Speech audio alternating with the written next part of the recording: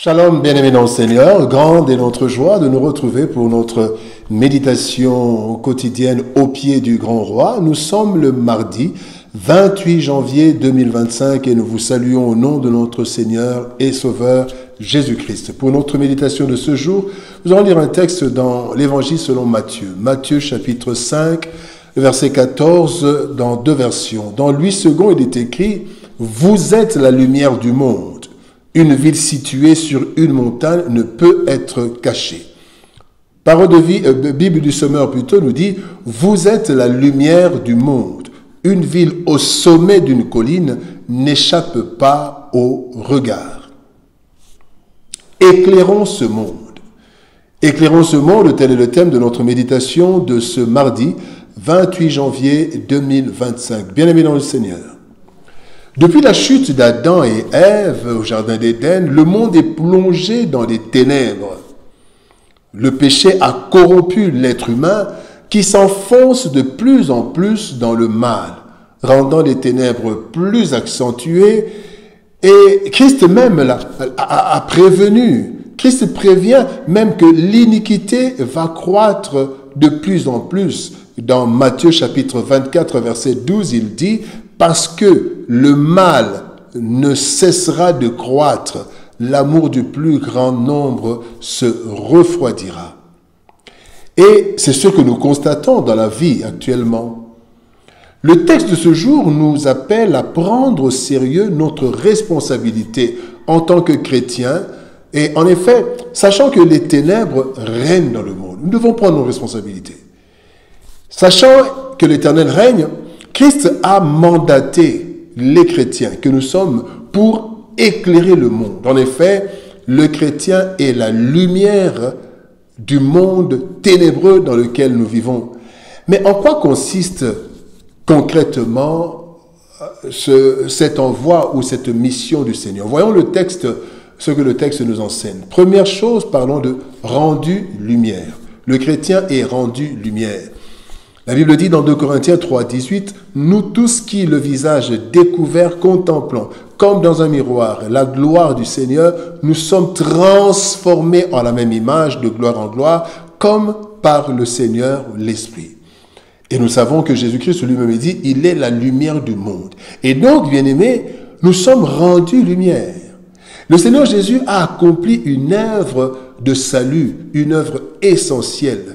En effet, à la croix, il a déclaré dans Jean chapitre 19, verset 30, « Tout est accompli. » Mais avant cela, il avait pris soin de former une équipe qui allait être attachée à lui et qui allait être envoyée en mission pour annoncer et concrétiser ce salut partout dans le monde.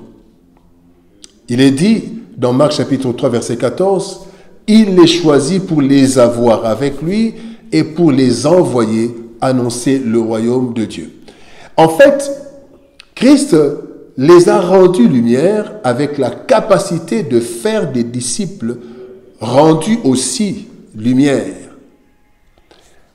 Nous devenons donc disciples si nous acceptons Christ et que nous nous engageons à le suivre.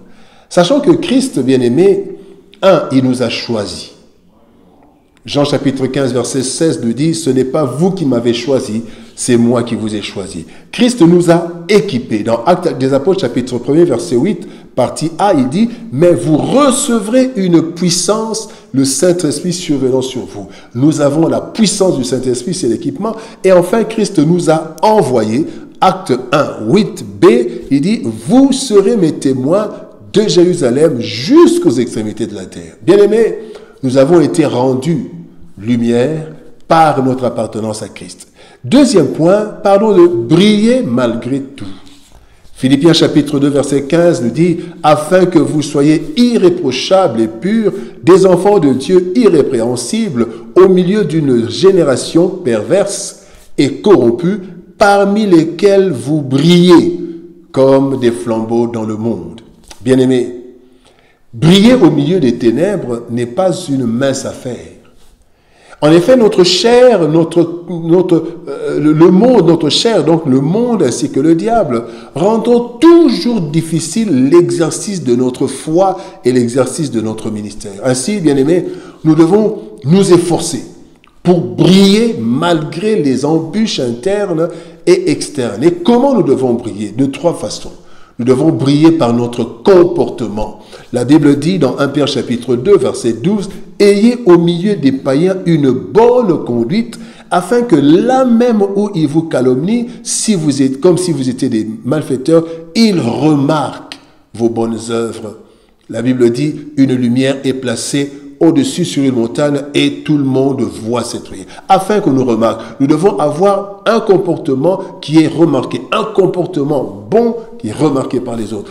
Nous brillons, bien-aimés, par l'enseignement. Daniel chapitre 12, verset 3 nous dit, « Ceux qui auront été intelligents brilleront comme la splendeur du ciel, et ceux qui auront enseigné la justice à la multitude brilleront comme les étoiles à toujours et à perpétuité. » Donc quand nous parlons du Seigneur, nous enseignons, nous évangélisons, nous prêchons, nous brillons. C'est la deuxième façon de prier, c'est par la parole, l'enseignement. La troisième façon de prier, c'est par la prière.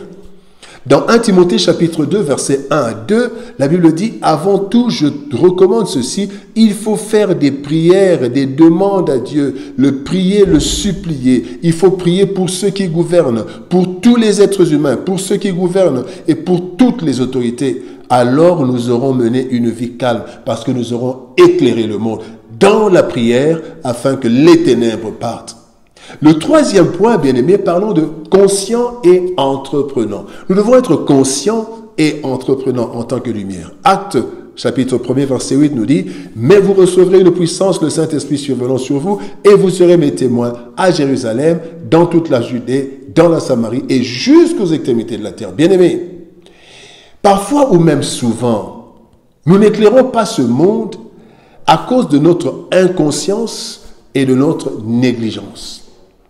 Nous devons parvenir à comprendre que nous avons une mission et des capacités. Nous avons été choisis, nous avons été équipés. Nous avons une mission et des capacités particulières. Et cela partout, si du moins nous avons l'Esprit de Dieu en nous.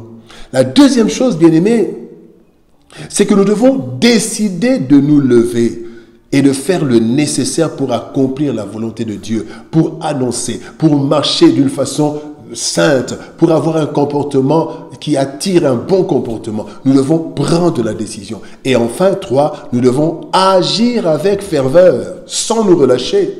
Jérémie chapitre 48, verset 10 nous dit, « Maudit soit celui qui fait avec négligence l'œuvre de l'Éternel, maudit soit celui qui éloigne son épée du carnage. » Bien-aimés, nous devons briller, éclairer ce monde.